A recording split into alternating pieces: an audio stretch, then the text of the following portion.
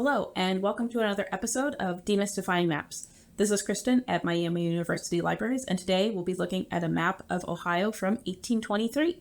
All right, here's our map of Ohio. First impressions are we are looking at the counties. They are all shaded a different color from their neighbors, but the colors don't mean anything. There's not a key saying so we can assume it's just to visually separate them.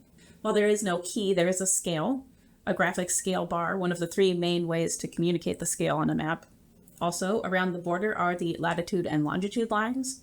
Down on the bottom, it specifies this is the longitude west from Greenwich in England. This is the standard. And up at the top is the longitude west from Washington. Good to pay attention to the details when you're map reading.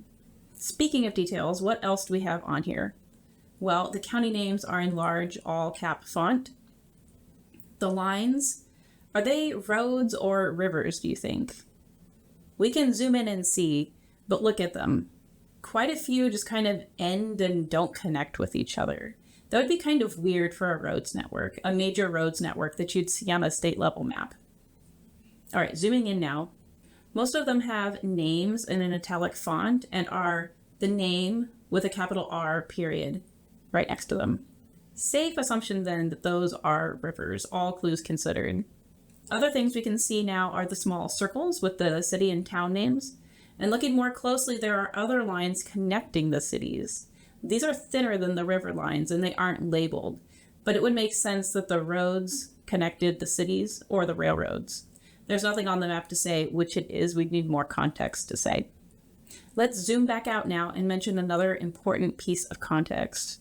This was from 1823. If we look at the surrounding area, we have Indiana, Kentucky, Virginia, and Pennsylvania, and also Michigan Territory. Clearly, Michigan wasn't quite a state yet.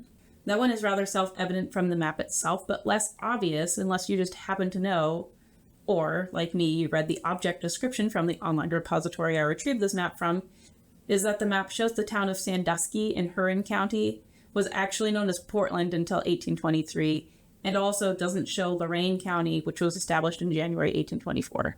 So there's some Ohio trivia for you. All right, let's wrap up with some takeaway messages. Broadly, I see two here. Number one, things change over time.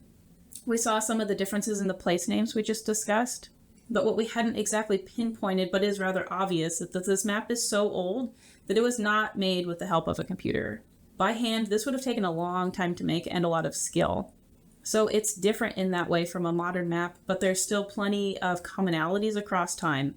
Traditions or standards, if you will, of map making. Okay, the second major takeaway is playing detective in a way. We did this at the beginning of the video when we were trying to figure out what all those lines were that weren't just the county boundaries. It wasn't clear from the color that the wiggly lines that just start and stop are rivers, but roads don't generally look that way. They don't have a branching pattern that just start and stop. Roads are line features that are generally connected to other roads. We figured this out by thinking about it even without a key. So it's good to think about these practicalities when map reading. Thanks for joining me for another episode of Demystifying Maps. Hope to see you next time.